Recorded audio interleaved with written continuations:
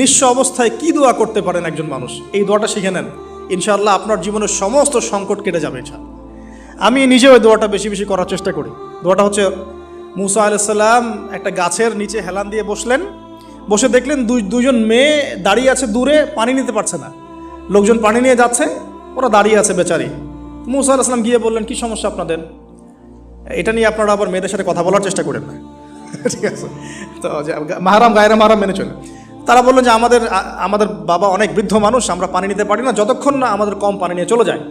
মুসা আলাইহিস সালাম তো একটু বললাম না, ফিজিক্যালি খুব স্ট্রং ছিলেন, থাকে না বডি বিল্ডার, সামনে গিয়ে কথা বলে সরো পানি নিতে দাও, তখন মানুষ একটু মূল্যায়ন করে না।